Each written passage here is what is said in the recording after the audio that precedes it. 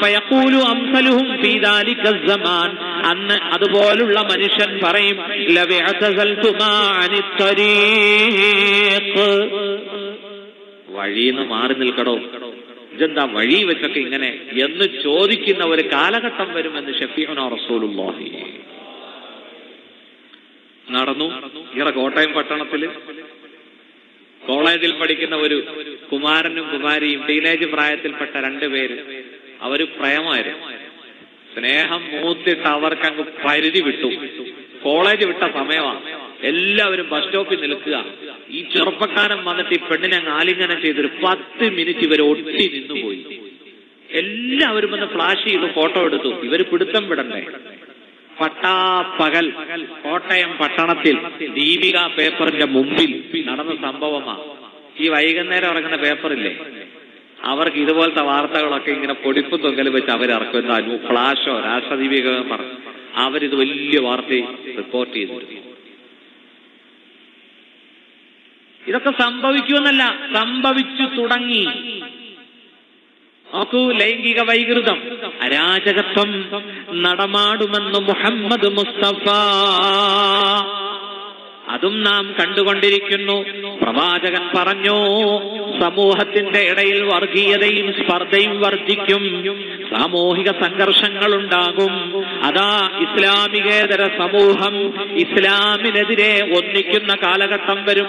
യൂഷിക്കു അൻ തദാഅ അലൈക്കുമുൽ ഉമം, നിങ്ങൾക്കെതിരെ ഇതര സമൂഹങ്ങൾ ഒന്നിക്കും. ഇപ്പൊ കണ്ടോ, നമ്പ്യാര്, ബ്രാഹ്മണൻ, നായര് മുതൽ താഴെയുള്ള എല്ലാവരും ഒന്നിക്കുക. ആർക്കെതിരെ?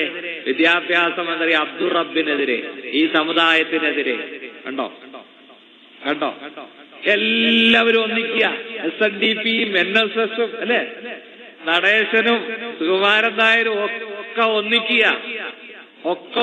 കാരണം എന്താ? 5ാം മന്ത്രി മഞ്ഞളാംകുഴി അലി മന്ത്രിയായി, സഹിക്കാൻ കഴിയുന്നില്ല. 5 മന്ത്രി മുസ്ലിങ്ങൾക്ക്, 5 സ്റ്റേറ്റുകാർ അല്ലേ? തിരുവനന്തപുരം പാളയംപള്ളിയിൽ 5 സ്റ്റേറ്റുകാരാ ജുമായിക്ക് വന്ന് നിൽക്കുന്നത്. സഹിക്കാൻ പറ്റുമോ? നോക്കൂ, സമൂഹം ഒന്നിക്കുകയാണ് ഈ സമുദായത്തിനെതിരെ. യൂഷിക്കു അൻ തദാഅ അലൈക്കുമുൽ ഉമം കമാ തദാഅൽ അഖലതു ഇലാ ഖത്അതിഹാ, വിഭവസമൃദ്ധമായ മേശയിലേക്ക് അടുക്കുന്നത് പോലെ, വിശപ്പും ദാഹവുമുള്ളവർ ഭക്ഷണം അകത്താക്കുന്നത് പോലെ, വർഗീയതയിൽ വിദ്വേഷം കൊണ്ട് എല്ലാവരും ഒന്നിക്കും ഈ പാവപ്പെട്ട സമുദായത്തിനെതിരെ. കണ്ടോ? അപ്പൊ സഹാബത്ത് ചോദിച്ചു, അവമിൻ ഖല്ലത്തിൻ ബിനാ യൗമഇദി യാ റസൂലല്ലാഹ്, ഞങ്ങളന്ന് എണ്ണത്തിൽ കുറവായതുകൊണ്ടാണോ? അവിടെന്ന് പറഞ്ഞു, ബൽ അൻതും യൗമഇദിൻ കസീറൂൻ, നിങ്ങളന്ന് ന്യൂനപക്ഷമല്ല, നിങ്ങളന്ന് ധാരാളമുണ്ടായിരിക്കും. പക്ഷേ വഖദ് നസല ബികുമുൽ വഹൻ, നിങ്ങളെ ബാധിച്ചിരിക്കുന്നു ശക്തിക്ഷയം, നിങ്ങളെ ബാധിച്ചിരിക്കുന്നു ബലഹീനത, ഷണ്ഡത്വം നിങ്ങളെ ബാധിച്ചിരിക്കുന്നു. നിങ്ങളുടെ ധൈര്യം ചോർന്നുപോയി, നിങ്ങളുടെ ശക്തി ചോർന്നുപോയി. നിങ്ങൾ ഒറ്റക്കെട്ടായിരുന്നു, ഇന്ന് പല സംഘടനകളിലാണ്. നിങ്ങളുടെ യൂണിറ്റി നഷ്ടപ്പെട്ടു, നിങ്ങളെ ബാധിച്ചിരിക്കുന്നു ബലഹീനത. വമൽ വഹ്നു യാ റസൂലല്ലാഹ്, എന്താണ് ബലഹീനത? സഹാബത്ത് ചോദിച്ചപ്പോൾ അവിടെന്ന് പറഞ്ഞു, ഹുബ്ബുദ്ദുനിയാ വകറാഹിയത്തുൽ മൗത്ത്, ദുനിയാവിനോടുള്ള മുഹബ്ബത്തും മരണത്തോടുള്ള വെറുപ്പുമാണെന്ന് ഷഫീഉനാ റസൂലുള്ളാഹി.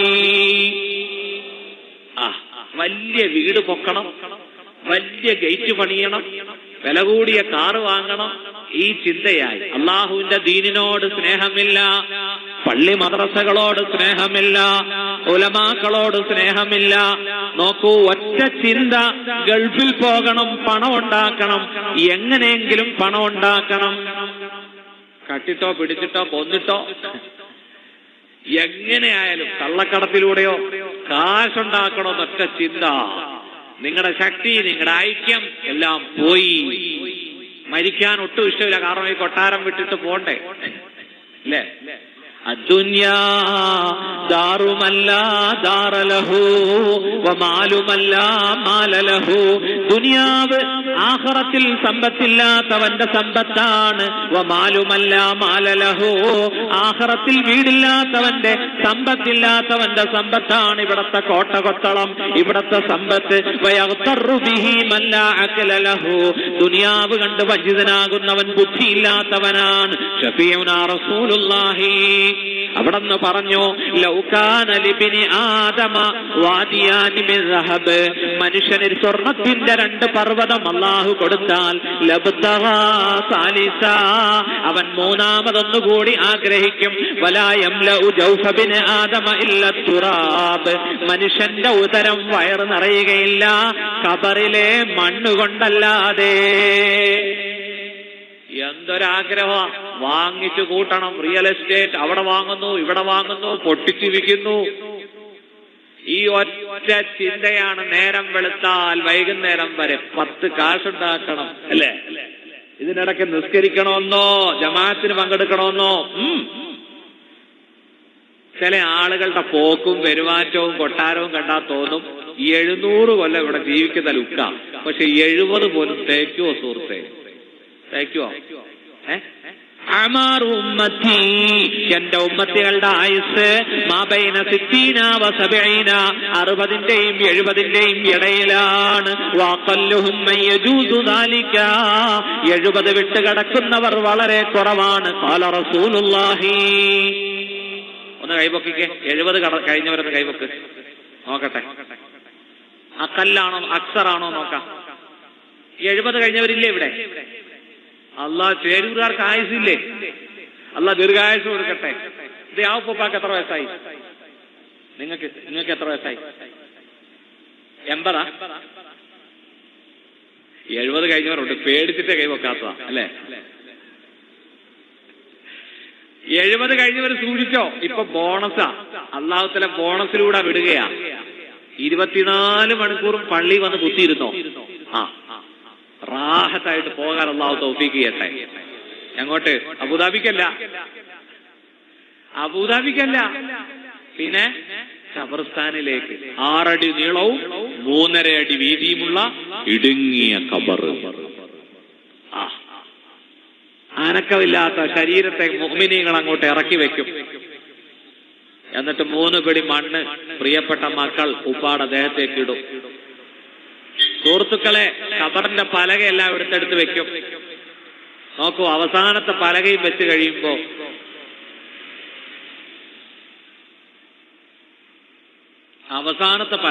കഴിയുമ്പോ ഖബറിനകത്ത് ഭയങ്കര ഇരുട്ടായിരിക്കും, അല്ലേ? പേടിയാവുന്നുണ്ടോ? ഹബീബെ, പേടിക്കാതിരിക്കാൻ പറ്റുമോ? പോകണ്ടേ ഒരു ദിവസം? കിടക്കണ്ടേ? അതിനകത്ത് കിടക്കണ്ടേ? അള്ളാഹു നമ്മുടെ ഖബർ സ്വർഗത്തിന്റെ മലർവാടിയാക്കി തരട്ടെ. പേടിക്കാതെ അവിടെ കിടക്കാനും. നമുക്ക് പെണ്ണുങ്ങളൊക്കെ പേടിച്ചിരിക്കുക. എന്നാ ശരി, നിങ്ങൾക്ക് വേണ്ടി ദുആ ചെയ്യാം. നാളെ വരുമ്പോ 2 ഗ്രാം 4 ഗ്രാം പൊന്നു കൊണ്ടുപോവാം ഇൻഷാ അല്ലാഹ്. അള്ളാഹുവിന്റെ റസൂൽ സല്ലല്ലാഹു അലൈഹി വസല്ലം 1400 വർഷം മുമ്പ് പെണ്ണുങ്ങളോട് പറഞ്ഞു, പെണ്ണുങ്ങളെ, ഞാൻ മിഅ്റാജിന്റെ രാത്രി സ്വർഗവും എത്തി നോക്കി, നരകവും എത്തി നോക്കി. കൂടുതലും നിങ്ങളെ കണ്ടത് നരകത്തില. അതുകൊണ്ട് നിങ്ങളൊക്കെ ആ അലിക്കത്തും ആ കാതിലെ ആ സ്വർണമൊക്കെ സ്വതക്കാ ചെയ്തോ. കണ്ടോ? അന്നു മുതൽ ഇന്ന് വരെ പെണ്ണുങ്ങൾ തന്നോണ്ടേയിരിക്കുകയാണ്. മദ്രസ പണിയാൻ, പള്ളി പണിയാൻ, അൽത്തിഹാനക്ക്. അൽഹംദുലില്ലാഹ്. പാവങ്ങളാട്ടോ. ഒരു വാല് കേട്ട അപ്പ കരയും. തൊട്ടപ്പുറത്ത് സർക്കസ് ഉണ്ടെങ്കിൽ അവിടെയും പോകും. വാലിന് വന്നിരുന്ന് കരഞ്ഞ പെണ്ണുങ്ങളെ സർക്കസിന് പോയിട്ട് പൊട്ടിച്ചിരിക്കും. കണ്ടോ? ഇപ്പൊ ഞങ്ങളുടെ നാട്ടിലൊക്കെ പർദ്ദ ഇടാൻ തുടങ്ങിയിട്ടുണ്ട്. പക്ഷെ വേറൊരു പ്രവണത ഇപ്പൊ കാണുന്നു. മരിച്ച വീട്ടിൽ പോകുമ്പോൾ കറുത്ത പർദ്ദ ഇടും, കല്യാണ വീട്ടിൽ പോകുമ്പോൾ ചുരിദാറും, പിന്നെ പറയണ്ട അണിഞ്ഞൊരുങ്ങും. ഇവിടെ ഉണ്ടോ? ഇവിടെ ഉണ്ടോ? ഇവിടെ എപ്പോഴും പർദ്ദയല്ലേ? Any time പർദ്ദയല്ലേ? ആണോ? ആണല്ലേ? അല്ലാന്ന് കണ്ടോ? അല്ലാന്ന് പറഞ്ഞവന്റെ ഉമ്മ ചിലപ്പോ പർദ്ദയായിരിക്കല. എപ്പോഴും പർദ്ദ ധരിക്കാൻ അള്ളാഹു തൗഫീഖ് ചെയ്യട്ടെ. കാസർഗോഡൊക്കെ വന്ന, മംഗലാപുരത്ത് വന്ന അതിനേക്കാൾ നോക്കൂ, നിഖാബ് കണ്ണ് മാത്രമേ കാണൂ. കയ്യിലും സോക്സ് ഇട്ട് പെണ്ണിന്റെ ഒരു ഭാഗവും പുറത്ത് കാണൂല. മംഗലാപുരത്തിനപ്പുറത്ത് ബെഡ്ക്കൽ എന്ന് പറയുന്ന സ്ഥലമുണ്ട്. അതുപോലെ തിരുവനന്തപുരത്തിനപ്പുറത്ത് തമിഴ്നാട്ടില് ഒരു സ്ഥലമുണ്ട്. മുസ്ലിം സ്ത്രീകളൊക്കെ ഭയങ്കര ഡിസിപ്ലിനാണ്, ഭയങ്കര അച്ചടക്കമാണ്. അള്ളാഹു പടച്ചവൻ